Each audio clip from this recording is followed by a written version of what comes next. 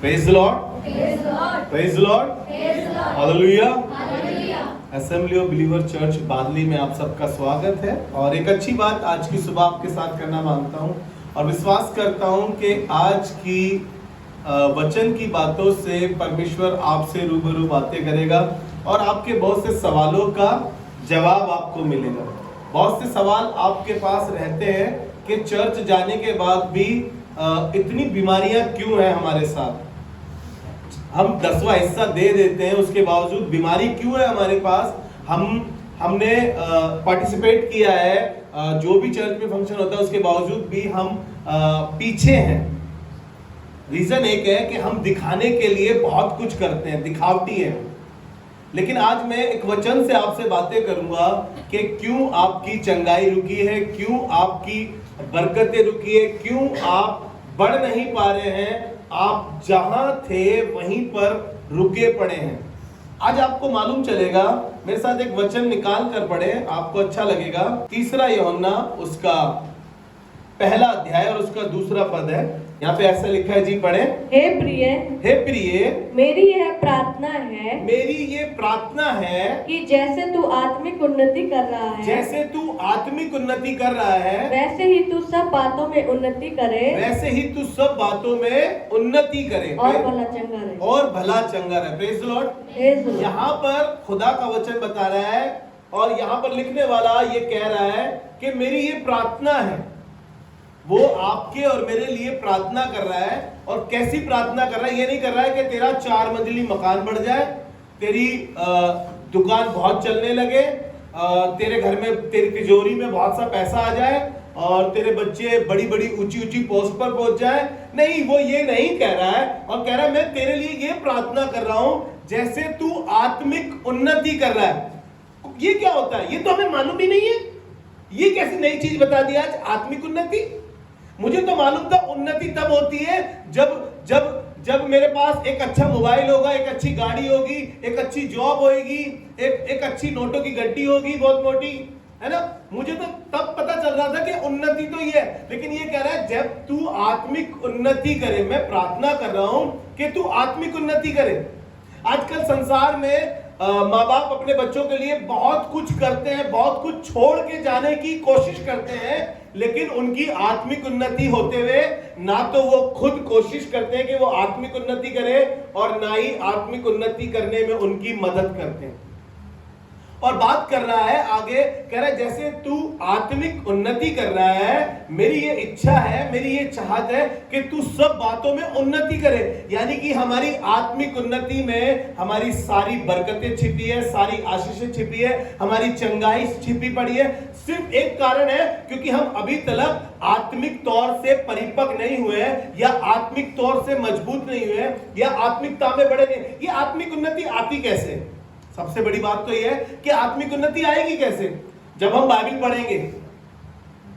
वो तो हम पढ़ते ही नहीं है, क्योंकि स्कूल का काम इतना होता है, जॉब से आके थक जाते हैं।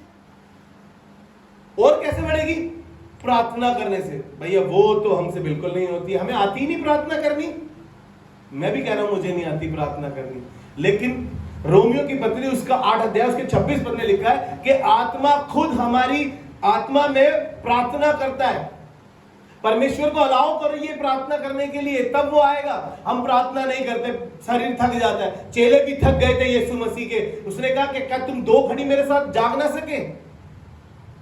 हम कई बार थक जाते हैं, शादियों में से आते हैं, देर रात को शादी में से आए तो उस दिन हमने प्रार्थना ही नहीं करी। हमारे घर का थोड़ा सा सिस्टम अलग है। अगर हमें मालूम है हमें कहीं जाना है तो बेटा बाइबल पढ़ लो, जल्दी से तैयार होने से पहले बाइबल पढ़ लो, आके प्रार्थना करे बगैर सो मत जाना। अगर गलती से तुम्हारी आंख लग गई तो तुम्हारे को नींद में से ही जगा दिया जाएगा। लेकिन लोग सोचते हैं अरे बच्चे सो रहे हैं, कोई बात नहीं, हम कर लेंगे प्रार्थना। सोचिए अगर उसी टाइम घर में आग लग गई तो क्या बच्चों को कहोगे इन्हें सोने दो, हम भाग जाते हैं? तब तो सबसे पहले बच्चों को उठाएंगे, उठो उठो, आग लग गई, उठो उठो उठो, भागो भागो भागो। प्रार्थना के लिए क्यों अपने बच्चों को नहीं जगा रहे हो? शादी में तो देर रात तक जगाया था, बड़ा बढ़िया बढ़िया खाना खिलाया था, लेकिन प्रार्थना के समय में सोने दो, बच्चे नींद में है।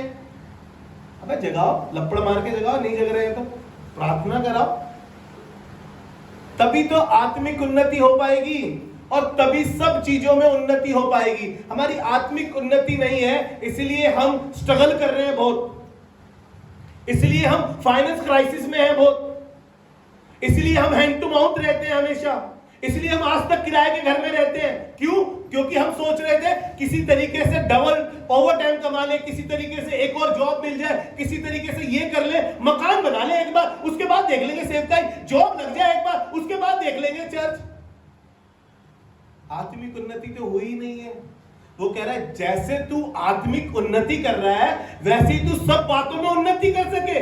क्यों बच्चा पढ़ाई में सबसे पीछे है? क्यों अच्छे नंबर नहीं आ पाते? क्योंकि आत्मिक उन्नति तो उसकी है ही नहीं। कभी तुमने बाइबल स्टडी के लिए अपने बच्चे को बिठाया ही नहीं, कभी तुमने उससे कहा ही नहीं बेटा आ चल प्रार्थना कर, आ बेटा चर्च चल। क्यों? क्यों क्राइसिस में है इतना? क्यों उसी के नंबर सबसे कम आते हैं?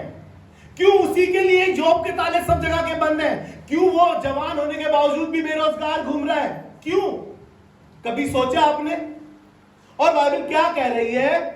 हे प्रियो, मैं यह प्रार्थना कर रहा हूं कि जैसे तुम आत्मिक उन्नति कर रहे हो, वो तो हमने करी नहीं है। हम तो सोच रहे थे पहले किसी तरीके से मकान बना ले, दुकान चला ले, बच्चे के लिए कुछ सोच ले, पहले बाद में करा देंगे उसको ये कोर्स। तो बाइबल कॉलेज, अरे भैया पहले पढ़ाई तो कंप्लीट कर ले, तब तो बाइबल कॉलेज भेजेंगे, अच्छी बात है, लेकिन आप आत्मिक तौर के लिए उसको तैयार तो करें आत्मिक उन्नति के लिए। आप बाइबल उठाकर देखिए, लोग फकीर थे, लोग घूरे पर थे, और जैसे जैसे वो आत्मिक उन्नति करते गए खुदा बाप ने उन्हें राजा बना दिया, राजा बना दिया। आपको मालूम है, राजा बना दिया। हम दौड़ रहे हैं किसी और चीज के लिए। हम पहले कुछ और सोच रहे हैं कि किसी तरीके से हमारा घर बड़ा हो जाए, हमारी चीजें बड़ी हो जाए, हमारे बच्चे अच्छी पोस्ट पे चले जाए, लेकिन हम ये नहीं सोच रहे किसी तरीके से ये आत्मिक उन्नति कर ले। आपको मालूम है, राजा दाऊद जंगल में जाता था। कहां जाता था? जंगल में वीणा बजाता था। कोई कांग्रेगेशन नहीं थी, लेकिन खुदा के गीत गाता था भेड़ बकरियों के सामने। आपको मालूम है, धीरे धीरे वो खुदा के साथ अपने रिश्ते को घनिष्ठ कर रहा था, मजबूत कर रहा था। एक दिन खुदा ने कह ही दिया, मुझे एक मिल गया है जो मेरे दिल के करीब है। मालूम है क्यों उसको दिल के करीब बना लिया खुदा ने? क्योंकि वो जंगल में भी खुदा के साथ अपने संबंध को, अपने रिश्ते को मजबूत कर रहा था। धीरे धीरे उसका आत्मिक लेवल बढ़ता जा रहा था। खुदा ने उसको अपने दिल के करीब बना लिया। हुआ क्या, एक दिन जब भालू आया उसके बकरी के बच्चे को ले जा रहा था, उसमें इतनी सामर्थ आ गई कि उसने भालू के पंजे से मेमने को बचा लिया। हालेलुया। एक दिन इतनी सामर्थ आई कि बकरी के बच्चे को, उस मेमने को शेर उठाकर ले जा रहा था और उस शेर के मुंह से उसने छीन लिया। ऐसी सामर्थ उसमें आ गई, ऐसी ताकत उसमें आ गई, और खुदा ने उसको क्या करा? करीब रख लिया अपने, और एक दिन उसको राजा बना दिया उस इजराइल का। हालेलुया। सबसे ज्यादा राज्य करने वाला दाऊद वहां पर। आपको मालूम है, वो आत्मिक उन्नति कर रहा था। वो तो अपने भाइयों में भी गिना नहीं जाता था, भाई लोग भी नहीं पूछते थे। जंगल में घूम रहा था जब उसका सैमुअल अभिषेक करने गया था। लेकिन आपको मालूम है, सैमुअल ने भी क्या कहा? जब तक तेरा छोटा बेटा ना आएगा मैं तेरे घर का पानी तक ना पीऊंगा। आपको मालूम है, हमारी आत्मिक उन्नति में हमारी हर एक चीज की, इतने साल से ये बीमारी जाए नहीं है, घुटने टेक टेक के प्रार्थना करी है हमने। मैं झूठ बोल रहा हूं, तुमने घुटने टेक के प्रार्थना करी है, पादरी के सामने आके झूठ बोल रहे हो। कभी तुम अपने घर पे घुटने पे आए नहीं, कभी तुमने प्रार्थना करी नहीं। अगर प्रार्थना करी होती, आपकी आत्मिक उन्नति होती। खुदा बाप कह रहा है कि मैं बहरा नहीं हूं कि तुम्हारी प्रार्थना सुन ना सकूं। जैसे एक खाली बर्तन, बिल्कुल कुछ इस्तेमाल नहीं हो रहा है वो। क्या आपका जीवन भी कुछ उस खाली बर्तन के समान है जो इस्तेमाल नहीं हो रहा है? क्योंकि आप कलीसिया में 20-20 साल से आ रहे हैं। कुछ लोग, मैं ऐसे लोगों को जानता हूं, इस कलीसिया की बात नहीं कर रहा हूं कहीं के भैया हमें कह रहे हैं हमारी उम्र बढ़ी है, नहीं, कलीसिया को तो अभी 5 साल 6 जनवरी को होंगे। लेकिन मैं ऐसे लोगों को जानता हूं जिन्हें मैं बचपन से देख रहा हूं, अधेड़ उम्र कर हो गए। जब मैं एक विश्वासी था वो लीडर्स थे और आज वो लीडर का काम भी नहीं कर रहे हैं खुदा का, क्योंकि आत्मिक लेवल, आत्मिकता में वो बढ़ नहीं पाए। उनको चुगली करना ज्यादा अच्छा लगता था, उन्हें लड़ाई करना ज्यादा अच्छा लगता था, उन्हें दूसरों की बुराई खेलना अच्छा लगता था। अरे आत्मिक तौर से बढ़ने वाला इंसान इन सब चीजों के पीछे नहीं चलता। ये तो वेले लोगों का काम है। मैं इसीलिए बार बार चर्च में कहता हूं, जब आप कभी जल्दी चर्च में आ जाओ तो मत बोलना कि आपकी ड्रेस बड़ी अच्छी लग रही है, आप अरे कल आपको हमने वहां देखा था। अरे उससे उसको क्या फायदा होगा? वो कौन सा आत्मिक लेवल में बढ़ जाएगा? उसकी कौन सी आत्मिक ग्रोथ हो जाएगी? आप आए दीदी, प्रेज द लॉर्ड, अच्छा लगा आपने वो एक वचन शेयर करा था उस दिन, हमें याद आ गया वो बात, और आपने जब वो वचन शेयर करा था उस दिन खुदा ने हमसे बात करी थी। पर तुमने कौन सी साड़ी पहनी थी, उससे क्या मतलब है? उस दिन उससे क्या फर्क पड़ेगा? उसका कौन सा लेवल बढ़ जाएगा? उसको कौन सी आत्मिकता में बढ़ोतरी हो जाएगी? हम फजूल की बातें बहुत करते हैं और कहते हैं भैया हम अब तक क्राइसिस में झेल रहे हैं, बताइए अब तक हमारी जिंदगी में बीमारी बनी पड़ी है, अब तक हम इतने परेशान हैं, बच्चे भी कुछ नहीं कर पा रहे। ना तो तुम आत्मिक तौर से बढ़ रहे हो, ना तुम्हारे बच्चे आत्मिक तौर से बढ़ रहे थे, ना तो तुम उसकी इबादत कर रहे हो, ना तुम्हारे बच्चे उसकी इबादत करते, सिर्फ तुम आ रहे हो नाम के लिए। हम स्तुति को यूएफएफ में बता रहे थे, बेटा हम यहां पर खुदा के कलाम से और सीखने आए, मस्ती करने नहीं आए। हर एक जगह अलग है। मैं अगर क्रिकेट की पिच पर जाकर वहां पर बाइबल पढ़ूं तो अच्छा है, लेकिन आप इबादत में आकर क्रिकेट खेले तो अच्छा नहीं है। समझिए मेरी बात को। हम किस लिए आए हैं यहां पर? आत्मिक लेवल में बढ़ सके, हमारी आत्मिक उन्नति हो सके, हम आत्मिक तौर में मजबूत हो सके।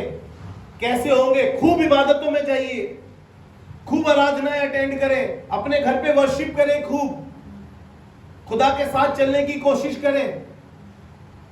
दाऊद खुदा के मन के मुताबिक हो गया क्योंकि वो आत्मिक उन्नति में बढ़ रहा था और खुदा ने उसको, जैसे लिखा है कि सब बातों में उन्नति करते जाओ, वो राजा बन गया। हालेलुया। हमारी सैलरी नहीं बढ़ रही है, हमारी जॉब नहीं लग रही है, हमारे काम नहीं बन रहे, क्यों? क्योंकि तुम्हारा अभी आत्मिक लेवल, अगर मैं गलत ना कहूं तो तुम आत्मिक बोने हो अभी।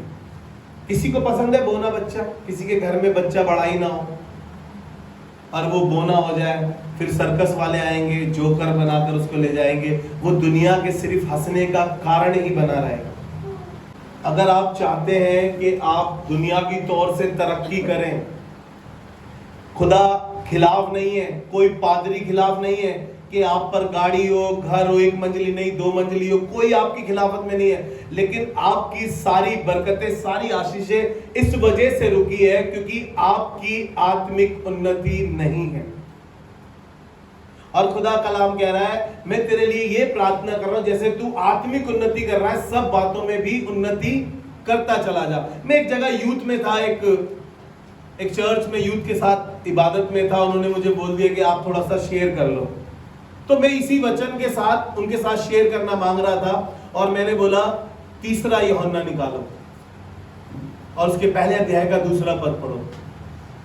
एक भाई था, उसने बोला, वर्शिप टीम में था, उसने बोला 3 यूहन्ना तो है ही नहीं। मैं भी कंफ्यूज हो गया, मेरा बाप मैंने गलत बोल दिया क्या आज?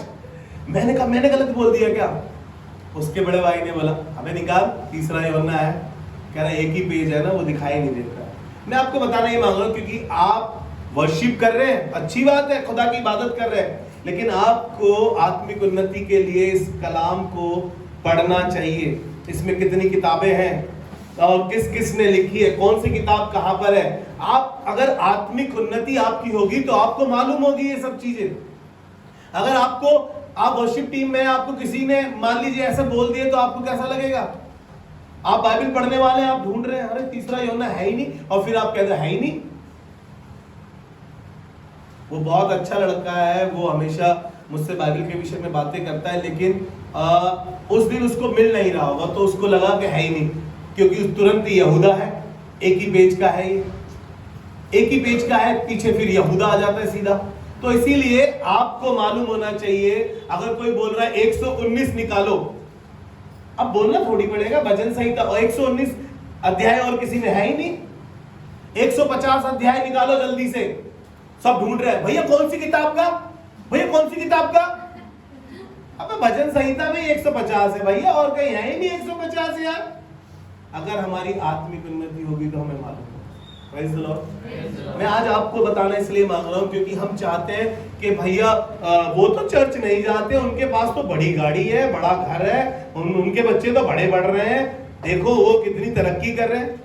अरे ये दुनियावी माल इनके पुरखाओं ने छोड़ दिया होगा, इनकी अपनी मेहनत की कमाई तो वैसे ही नहीं है। कोई चोरी का है, कोई खून करा हुआ है, कोई धोखाधड़ी का, अपने भाई से ही धोखाधड़ी करी हुई है जो, और दुख कितना है उसमें आपको मालूम है। लेकिन खुदा जो हमें देगा उसमें कभी दुख ना देगा। हालेलुया। क्योंकि खुदा खुद कह रहा है मैं प्रार्थना कर रहा हूं जैसे तुम आत्मिक उन्नति कर रहे हो तुम सब बातों में। वो ये नहीं कह रहा है कि सिर्फ तुम आत्मिक उन्नति करते जाओ, बस तुम चर्च में ही लगे रहो, बस तुम मोहताज रहो। नहीं, वो कह रहा है कि मैं तो ये कह रहा हूं जिस दिन तुम्हारी आत्मिक उन्नति होगी उस दिन तुम्हारे पास सब चीजें इफरात से होगी। हालेलुया। मैंने कभी खुदा के लोगों को गरीब नहीं देखा है, और बाइबल भी 37 अध्याय में, भजन 37 अध्याय में कहती है कि मैंने कभी धर्मी को टुकड़े मांगते हुए नहीं देखा, कभी नहीं देखा। मैं प्रभु का धन्यवाद करता हूं जब हमारे पे जॉब नहीं थी तब भी हमने किसी के आगे हाथ नहीं फैलाया, क्योंकि जब तुम आत्मिक उन्नति कर रहे हो ना खुदा आपके लिए आसमान खोल देगा। हालेलुया। आपको याद होगा एलिया के विषय में, जब वो भागा भागा फिर रहा था तो आपको मालूम है खुदा ने कौवों को इजाजत दी कि मेरे सेवक को जाके रोटी के साथ बोटी भी खिलाओ बेटा। कौवों ने आके उसको बोटी खिलाई क्योंकि उसका आत्मिक लेवल ऐसा अच्छा था। खुदा बाप ने आसमान के परिंदों को उसकी सेवा के लिए नियुक्त कर दिया। हालेलुया। आसमान के परिंदे आकर उसकी सेवा कर रहे थे। एक फरिश्ते ने आके उसको पानी पिलाया था कि उठ, तेरे को अभी बहुत आगे तक चलना है। मैं आपको बताना मांग रहा हूं, आपकी बढ़ोतरी अगर दुनियावी तौर से नहीं हो रही है, अगर आप नहीं बढ़ पा रहे हो, रीजन एक है, अपने आप को चेक करो। पहले अपनी आत्मिक उन्नति के बारे में सोचो, अपनी बाइबल स्टडी को खूब अच्छा करो, अपने प्रार्थना खुदा के साथ प्रार्थना में समय बिताओ, बाइबल पढ़ने में खुदा के साथ समय बिताओ। जिस दिन आपकी आत्मिक उन्नति होगी उस दिन आप बढ़ते चले जाओगे। एक वचन जल्दी से निकाल के पढ़े, मैं आपको इसी के बिहाफ पर एक अच्छा वचन बताना मांगता हूं बाइबल से। यहोशू की पुस्तक उसका 1 अध्याय और उसका 8वां पद, बड़ा फेमस पद है, बहुत लोगों को मुंह जवानी याद रहता है और लोग ऐसे ही बोल देते हैं इसको। लिखा है कि व्यवस्था की पुस्तक तेरे चित्त से कभी ना उतरने पाए। अरे भैया ये पुस्तक के बारे में बोल रहा है, कह रहा है व्यवस्था की पुस्तक तेरे चित्त से कभी उतरने ना पाए, और लिखा है कि इसी में रात दिन ध्यान रखना। वो ये नहीं कह रहा मोबाइल में ध्यान रखना, ध्यान से सुनिए, वो इस किताब की बात कर रहा है। कह रहा व्यवस्था की पुस्तक तेरे चित्त से कभी उतरने ना पाए और इसी में रात दिन ध्यान रखना। कह रहा ऐसा करने से जैसा इसमें लिखा है तेरे सब काम सफल होंगे। हमारे तो हर काम बिगड़ जाते हैं क्योंकि तुम्हारे ऊपर तो व्यवस्था की पुस्तक तुम्हारे चित्त पे कभी चढ़ी ही नहीं है। अगर व्यवस्था की पुस्तक चढ़ी होती तो तुम्हारे सब काम सफल होते, एक भी निष्फल नहीं होता। हम तो भैया जिस काम में हाथ डालते हैं उसी काम में हमारा घाटा होता है। जो कोई भी काम शुरू करते हैं उसमें हमारा नुकसान ही नुकसान होता है, घाटा ही घाटा होता है, क्योंकि हमने पहले व्यवस्था की पुस्तक को अपने चित्त पर नहीं चढ़ाया। खुदा बाप चाहता है कि तुम तरक्की कर सको, खुदा बाप चाहता है कि तुम उन्नति कर सको। दुनिया की चीजें जो तुम्हारी जरूरत के तुम्हारे पास हो, तुम मोहताज ना हो, लेकिन हम अगेंस्ट जा रहे हैं खुदावन के। वो कह रहा है तुम पहले आत्मिक उन्नति करो, वो कह रहा है कि पहले व्यवस्था की पुस्तक तुम्हारे चित्त से उतरने ना पाए। हम तो और पुस्तकों में लगे हुए हैं। हमें लग रहा है कि हम अगर पीएचडी कर लेंगे, अगर हम फैशन डिजाइनर बन जाएंगे, अगर हम ऊंची पोस्ट पर चले जाएंगे, हम कलेक्टर बन जाएंगे तो हमारा अच्छा चलेगा संसार में। लेकिन आपको बता रहा हूं, जब ये व्यवस्था की पुस्तक आपके चित्त पे चढ़ जाएगी तो आप जिस भी काम में हाथ डालेंगे आप सफलता को प्राप्त करेंगे। हालेलुया। सफलता आपको ढूंढेगी। आप सफलता के पीछे नहीं भागेंगे, सफलता आपको ढूंढेगी। आपसे पूछ लो कि यहोशू 1:8 में लिखा क्या है, आपको मालूम ही नहीं है 1:8 में क्या लिखा है। इतनी इंपॉर्टेंट बात है। बच्चों से पूछ लो, जवानों से पूछ लो, बुजुर्गों से पूछ लो, कौन सी गोल्डन वर्स है बाइबल की। लोग सोचने लगते गोल्डन वर्स नहीं है क्या बाइबल में, सोने से लिखी हुई है। अच्छा, हमने तो अभी गोल्डन जुबली बनाई थी, बस हमने तो गोल्डन वर्स के बारे में पढ़ा ही नहीं, क्योंकि हमारी आत्मिक उन्नति नहीं हो पाई। ये व्यवस्था की पुस्तक अभी तक हमारे चित्त पे चढ़ नहीं पाई। जी पढ़े आगे इसको। और व्यवस्था की है पुस्तक, हाँ, तेरे चित्त से कभी न उतरने पाए, तेरे चित्त से कभी ना उतरने पाए, इसी में दिन रात ध्यान दिए रहना, इसी में दिन रात ध्यान दिए रहना, इसलिए कि जो कुछ उसमें लिखा है, इसलिए जो कुछ उसमें लिखा है उसके अनुसार करने की तू चौकसी करे, उसके अनुसार करने की तू चौकसी करे, क्योंकि ऐसा ही करने से ऐसा ही करने से तेरे सब काम सफल होंगे। नहीं, तेरे कुछ कुछ काम सफल होंगे। कह रहा है तेरे सब काम XYZ जो आप करना मांगते हैं, जो आप प्लान बनाना मांगते हैं, जिस प्लान को आप सक्सेस करना मांगते हैं, खुदा भी चाहता है कि आप जो युक्ति बना रहे वो सफल हो सके। लेकिन उसके लिए हमें ये व्यवस्था की पुस्तक अपने चित्त में समानी पड़ेगी। दाऊद राजा कहने लगा कि मैंने तेरे वचन को अपने हृदय में रख छोड़ा है ताकि तेरे विरुद्ध पाप ना करूं। ये पुस्तक हमारे को पाप करने से भी रोकती है। हमारी आत्मिक उन्नति जब होएगी तो हम पाप से भी रुक जाएंगे, और पाप की मजदूरी मृत्यु है, तो यानी हम मृत्यु से भी बच जाएंगे। जो अबद जिंदगी की बात यीशु मसीह कर रहा है, हम उस अबद जिंदगी को अपनी आंखों से देखने पाएंगे। हालेलुया। लेकिन कई बार हम क्या करते हैं, व्यवस्था की पुस्तक को अपने चित्त पे चढ़ने नहीं देते। हम तो Bollywood, Hollywood, game, free fire, पता नहीं कौन कौन सी फायर है, हमारे दिलो दिमाग में वही फायर होती रहती है बस, है ना। एक वो चली थी पबजी, एक वो पबजी। भाई जैकेट डाल के धूप में बैठा है, सर्दी में बैठा है, पबजी चला रहा है, रिजाई में घुसा है तो पबजी चला रहा है। हमारे दिमाग में तो ये सब चढ़ी हुई है, और फिर हम कह रहे हैं कि भैया अभी तक जॉब नहीं मिली, अभी तक हमारी तरक्की नहीं हुई, अभी तक हमारे लिए कुछ नहीं हुआ, क्योंकि तुम्हारी अभी आत्मिक उन्नति नहीं हुई, क्योंकि अभी तक तुम आत्मिक बोने हो। निर्गमन उसका 33 अध्याय उसका 11वां पद, ये यहोशू जिसके लिए हमने अभी पढ़ा कि व्यवस्था की पुस्तक तेरे चित्त से उतरने ना पाए, ये मूसा का पर्सनल सर्वेंट था, पर्सनल टहलुआ था। और लिखा है कि मूसा तंबू से चला जाया करता था। जी पढ़े इसको। और यहोवा मूसा से इस प्रकार आमने सामने बातें करता था। देखिए, मूसा एक खुदा का दोस्त बन गया, एक सेवक बन गया, और परमेश्वर उससे आमने सामने बात करता था, जिस प्रकार कोई अपने भाई से बातें करे, जिस प्रकार अपने कोई भाई से बातें करे। और मूसा तो छावनी में लौट आता था। देखिए, मैं मूसा के विषय में नहीं बताना मांग रहा हूँ, लेकिन मूसा तो छावनी से लौट जाया करता था, पर यहोशू नामक एक जवान, जितने जवान यहाँ पर बैठे हैं, जितने जवान सुन रहे हैं, क्या कह रहा है, यहोशू नामक एक जवान, जो नून का पुत्र और मूसा का सेवक था, जो नून का पुत्र और मूसा का सेवक था, वह तंबू में से ना निकलता था, वह तंबू से ना निकलता। मालूम है, उसके तंबू में रहने की वजह से उसका आत्मिक स्तर इतना बढ़ गया, वो आत्मिकता में इतना बढ़ गया, उसकी खुदा के साथ इतनी घनिष्ठ संबंध हो गया। मूसा के बाद खुदा ने यहोशू से बातें करी और कहा, जैसा मैं अपने दास मूसा के साथ था वैसे ही तेरे साथ रहूंगा। अब मेरी प्रजा इजराइल को तू आगे लेकर चल, और उस मुल्क के कनान में मैं तेरे द्वारा अपनी प्रजा को आगे जयवंत करूंगा। हालेलुया।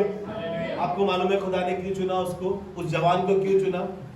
क्योंकि वो आत्मिकता में बढ़ रहा था, क्योंकि उसकी तंबू में रहने की वजह से वो खुदा के साथ एक घनिष्ठ संबंध में बन गया। आपको मालूम है हमारा आत्मिक लेवल, आपको मालूम है जो पर्सनल सर्वेंट था वो अब पूरी कौम पर प्रधान बन गया है। हालेलुया। हमारी आत्मिक उन्नति क्यों रुकी हुई है? हमारी आत्मिक उन्नति के साथ हमारी दुनियावी बरकतें, आशीषें इसलिए रुकी हुई है। अगर किसी का फेवर नहीं मिल पा रहा है, अगर किसी का प्यार नहीं मिल पा रहा है, वो प्यार नहीं कह रहा हूं गर्लफ्रेंड बॉयफ्रेंड वाला, अगर माँ बाप का प्यार नहीं मिल पा रहा है, पति का प्यार नहीं मिल पा रहा है, कलीसिया में पासबान का फेवर नहीं मिल पा रहा है, उसकी बात कर रहा हूं मैं। सीनियर पासबान का फेवर नहीं मिल पा रहा है क्योंकि तुम्हारा अभी आत्मिक लेवल छोटा है, अभी तुम्हारा खुदा के साथ संबंध अच्छा नहीं हो पाया है। तुम कहलाते तो धर्मी हो, लेकिन तुम धर्मी हो नहीं, क्योंकि खुदा के साथ सही संबंध रखने से हम धर्मी कहलाते हैं।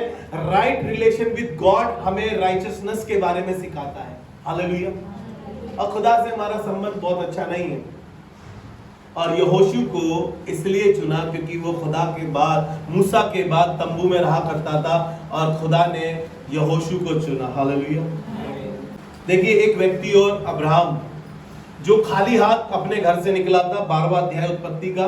खुदा ने इससे बातें करी और बातें करी कि अपने पिता के घर को छोड़, अपने देश को छोड़, उस देश को चला जा जो मैं तुझे दिखाऊंगा। जो तुझे आशीष देगा मैं उसे आशीष दूंगा, जो तुझे कोसेगा मैं उसे श्राप दूंगा। खुदा ने इससे बहुत सारी बातें करी, लिखा है 4 पद में, और ये खुदा की आवाज को सुनकर निकल पड़ा।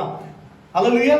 जब ये निकल पड़ा, ये जंगल के सफर में था, और जब ये और इसका भतीजा बहुत धन संपत्ति के अधिकारी हो गए, इनकी संपत्ति बढ़ती गई, इनके नौकर चाकर बढ़ते गए। खाली हाथ निकला था, आपको बता रहा हूं, सिर्फ अपनी बीवी के साथ, अपने भतीजे लूत के साथ, सिर्फ, और कुछ नहीं था। लेकिन खुदा ने इतना बढ़ाया, खुदा ने इससे कहा कि अब तुम्हारे चरवाहों में झगड़ा होता है, तुम अलग हो जाओ, क्योंकि तुम बढ़ते चले जा रहे हो, तुम्हारी धन संपत्ति बढ़ती चली जा रही है। लेकिन जब पहले अब्राहम ने लूत को ऑफर करा कि जहां तू जाना मांगता है तू चला जा, लूत ने अच्छी तराई वाली जगह ले ली।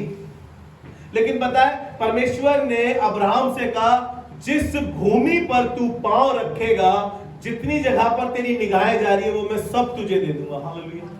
क्योंकि एक लेवल सेट हो गया है, आत्मिक तौर से इतना बढ़ रहा है। खुदा बाप इससे कह रहा है, अब तेरी निगाहें जहां तक जा रही है। हमारे पास तो 25 गज का जमीन तक नहीं है, और खुदा कह रहा है कि जहां तक तेरी आंखें जा रही है। आपको बता रहा हूं, जैसे तुम आत्मिक उन्नति कर रहे हो, वैसे ही तुम सब बातों में उन्नति करते जाओगे। हालेलुया। मैं ऐसे बहुत से पासबानों को जानता हूं जो बिल्कुल ही जीरो थे, आसमान के खुदा ने उन्हें बड़ी बड़ी बिल्डिंगें दी है, बड़े बड़े घर दिए, बड़ी बड़ी गाड़ियां दी हैं। मैंने उनकी गवाहियां सुनी है, और आप देख रहे हैं हमारे बिशप साहब को भी, उन्होंने भी अपनी खूब गवाहियां दी हैं। लोग कहते थे, क्या खाएगा, कहां रहेगा? बोला, पेड़ के नीचे रहूंगा, घास खाऊंगा, लेकिन काम खुदा का करूंगा। हालेलुया।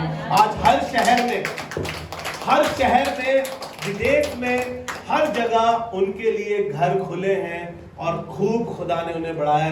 जब तुम्हारा आत्मिक लेवल बढ़ जाएगा, जब तुम आत्मिक उन्नति करोगे, जब तुम रूहें बचाने वाले बन जाओगे, जब तुम खुदा के प्रचार करोगे, जब खुदा की बातें लोगों को बताओगे, जब किसी बीमार के लिए प्रार्थना करोगे, तो आप आत्मिक तौर तक में बढ़ते जाओगे। और आसमान का खुदा आपकी लाख रुपए की जरूरत को और 50 लाख की जरूरतों को आसमान से पूरा करेगा। हालेलुया।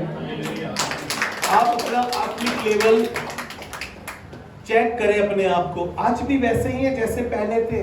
बुराई खेलना, वही सास की चुगली करना, बहू की चुगली करना, वही पड़ोसन के बारे में बुरा बोलना, वही गंदी बातें बोलना, वही जुबान जोरी करना माँ बाप से, वही सब चीजें आज भी है।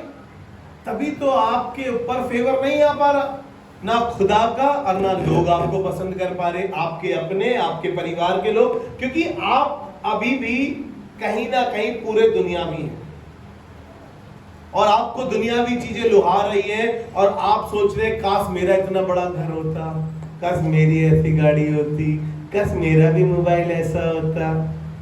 बस आपके दिमाग में यही सब चल रहा है। जब आप यहां से आसमान में कूच करेंगे, कौन सा बड़ा मोबाइल, कौन सी बड़ी गाड़ी, कौन सा हाथी घोड़ा लेकर जाएंगे आप जो यहां पर बो जाएंगे, वहीं आसमान में वो काट पाएंगे आप। अगर यहां पर आपने बोया नहीं तो काटेंगे क्या फिर आप? चलिए 17 अध्याय, उत्पत्ति का 17 अध्याय, उसका पहला पद। अब्राहम से परमेश्वर ने बातें करी, और फिर उससे बातें करने के बाद परमेश्वर ने, जब वो 99 वर्ष का हो गया, भैया हम तो बुढ़े हो गए, अब हम कैसे करें, अब कैसे करें हम, हमारी तो आधी उम्र निकल गई, हमारा तो एक पैर कब्र में है, हमारा तो एक पैर कब्र में है, अब कैसे करेंगे अब हम? सुनिए, तो 99 वर्ष में खुदा ने अब्राहम से बातें करना शुरू करा और कहा, जब अब्राहम 99 वर्ष का हो गया, जब अब्राहम 99 वर्ष का हो गया, तब यहोवा ने उसको दर्शन देकर कहा, तब यहोवा ने उसको दर्शन देके कहा, मैं मैं सर्वशक्तिमान ईश्वर हूँ, मेरी उपस्थिति में चल और सिद्ध होता जा। Praise the Lord, hallelujah. हमें किसी और को फॉलो करने की जरूरत नहीं है। बहुत से लोग जिम में जाते हैं, भैया इसके जैसी बॉडी बन जाए यार मेरी। बहुत सी लड़कियां किसी टीचर की तरह बनना चाहती हैं, किसी फिल्म स्टार की तरह बनना चाहती है, बिल्कुल वैसा मेकअप करेंगी, बिल्कुल वैसे कपड़े खरीद के लाएंगी। काश मैं भी कटरीना कैफ की तरह दिखाई दूं, काश मैं भी सलमान खान की तरह दिखाई दूं। और खुदा कह रहा है कि मेरी उपस्थिति में चल और सिद्ध होता जा। यानी कि खुदा के साथ चलना है, खुदा की उपस्थिति में चलना है। सिद्ध होने का सही तरीका है, बढ़ोतरी का सही तरीका है खुदा के साथ चलना। जैसे तुम आत्मिक उन्नति कर रहे हो, वैसे तुम सब बातों में उन्नति करते जाओ। हालेलुया। आपकी उन्नति क्यों? दुनियावी चीजें, आप दुनियावी चीजों से महरूम है क्योंकि अभी तक आपने अपना आत्मिक लेवल सेट नहीं किया है। आप आत्मिक तौर में अभी तक बढ़ नहीं पाए हैं। हालेलुया। इफिसियों उसका 4 अध्याय और उसका 29 पद बता रहा था ना मैं अभी के हम चर्च में पहले आ जाते हैं या मीटिंग में पहले आ जाते हैं तो हम फजूल की बातें करना शुरू कर देते हैं। उसके घर में ये हो गया, इसके घर में वो हो गया। भले ही दुआ करने की बजाय हम कुछ चीजें नेगेटिव और फैलाते हैं। और यहाँ पर इफिसियों उसका 4 अध्याय और उसके 29 पद में कहने लगा, कोई गंदी बात तुम्हारे मुंह से ना निकले। क्या कह रहे हो? कोई गंदी बात तुम्हारे मुंह से ना। भैया हमारे मुंह में कोई अच्छी बात है ही नहीं। हम तो जब मुंह खोलते हैं तो बस ऐसा लगता है कि क्या ही बताएं आपको। कड़वी बातें निकलती है हमारे मुंह से, कंप्लेंट्स निकलती है। खुदा को भी कंप्लेंट्स करते हैं, लोगों को भी कंप्लेंट्स करते हैं। खुदा तूने किया क्या हमारे लिए? आज तक बता हमारे लिए हुआ क्या है? हम इतने साल से सेवा कर रहे हैं, जा रहे हैं, क्या कर रहे हैं? अब तुम्हारा आत्मिक लेवल ही सेट नहीं है। तुम्हारी तरक्की इसीलिए रुकी है क्योंकि तुम हर बार गंदी बातें करते हो। तुम्हारे मुख से हमेशा गंदी बातें निकलती है, जबकि बाइबल कहती है जब बोलो ऐसा बोलो जैसे परमेश्वर का वचन। लेकिन हम जब भी बोलते हैं कड़वा बोलते हैं, खराब बोलते हैं, गंदा बोलते हैं, ऐसा बोलते हैं कि दूसरे वाले को ठेस पहुंच जाए, सामने वाले को ठेस लग जाए। हम जब भी बोलते हैं हमारा मुंह कभी एक जैसा रहता ही नहीं। पापा के सामने कुछ और, पापा के जाने के बाद कुछ और। पासवान के सामने हम बिल्कुल वर्शिप टीम के मेंबर, और पासवान के जाने के बाद घर में है तो हम अफलातून, हमसे बढ़कर कौन। और वो कह रहा है कि कोई गंदी बात तुम्हारे मुंह से ना निकले, पर आवश्यकता के अनुसार, ध्यान से सुनिएगा, पर आवश्यकता के अनुसार वही निकले जो उन्नति के लिए वही हो उन्नति की हो जो बात, वही निकले जो उन्नति की हो। आपको देखकर दीदी अच्छा लगता है, बेटा तुम चर्च आ रहे हो, बड़ा अच्छा है, गुड बेटा आते रहो, खुदा तुम्हें बरकत दे। किसी को चर्च में प्रार्थना कर दिया, किसी को एनकरेज कर दिया अच्छी बात से, तुमने गीत गाया, उसकी आवाज अच्छी नहीं थी तुम्हें मालूम है, लेकिन अच्छा गाया, तुमने बहुत अच्छी कोशिश करी, खुदा तुम्हें बढ़ाया। आवश्यकता के लिए वो उन्नति की बातें निकलनी चाहिए, तब उन्नति होती है। और कहते अबे तेरे बस की ना है, तू ना कर पाए, तुझसे ना हो पाएगा, तेरे बस की ना है, जा देखेंगे तेरे को तू कितना करके दिखाएगा। मालूम है क्यों? क्योंकि हम आत्मिक लेवल में कमजोर हैं। बाइबल स्टडी तो हमारी बिल्कुल नहीं है, पूछिए मत आप। शादियों में जाना अच्छा लगता है हमें, खाना खाना हमें बड़ा अच्छा लगता है, लेकिन प्रार्थना करना हमें उससे बुरा लगता है। वो जो तुम्हें लेकर गया, पूरे रास्ते संभाल कर लाया, बचा कर लाया, तुम्हें जिसने अच्छा खाना खिलाया, तुम लायक नहीं थे उस पार्टी में जाने के, उसके बावजूद भी वो तुम्हें उस पार्टी में लेकर गया, और हम आए, खाना खाया, पेट भरा, चद्दर डाली और सो गए, कोई शुक्र नहीं खुदा बाप। ऐसे बहुत से लोग उस इनविटेशन के बगैर रह गए, लेकिन आप चुनिंदा लोग थे और आपने घर जाके शुक्रिया नहीं करा खुदा का। सोच के देखिए आप, फिर खुदा बाप अगली बार तुम्हें इनविटेशन ही नहीं दिलाएगा।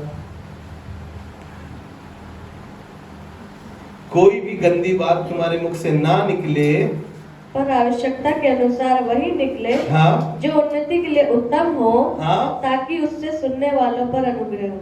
जिस बात से सुनने वालों पर क्या हो, अनुग्रह हो। Praise the Lord. अच्छी बातें, अनुग्रह की बातें, एनकरेजमेंट की बातें, ये नहीं कि डिस्करेज की बातें। हमेशा अपने आप को चेक करें। आप क्या आज आप व्यर्थ संघर्ष कर रहे हैं अपनी जिंदगी में? व्यर्थ संघर्ष उन मुरझाई हुई चीजों को पाने के लिए जो यहीं रह जाएंगी। क्या आप अपना आत्मिक तौर से बढ़ पा रहे हैं कि नहीं पा रहे हैं? आपको लग रहा है कि बस हमको ये मिल जाए किसी तरीके से, हमारा अपना मकान ऐसा हो जाए कि बस पूछो मत, गली में सबसे सुंदर मकान सिर्फ हमारा दिखाई दे। लेकिन जो खुदा का घर तुम हो वो बिल्कुल सड़ा हुआ है। क्या तुम नहीं जानते कि तुम परमेश्वर का मंदिर हो और परमेश्वर का आत्मा तुम में वास करता है? इसको तो सड़ा के रखा हुआ है। उत्पत्ति उसका 41 अध्याय उसके 40 से लेकर 44 तक आप अपने घर जाकर पढ़िएगा। क्या करेंगे? घर जाकर पढ़ेंगे। ये वो व्यक्ति है जो भाइयों का ठुकराया हुआ था, जो बेच दिया गया था, जो गुलामी के देश में चला गया था, जिसको नौकर बना लिया था पोतीपर के घर पे, जिस पे इल्जाम लगाकर जेल में पहुंचा दिया गया था। ये वो व्यक्ति है।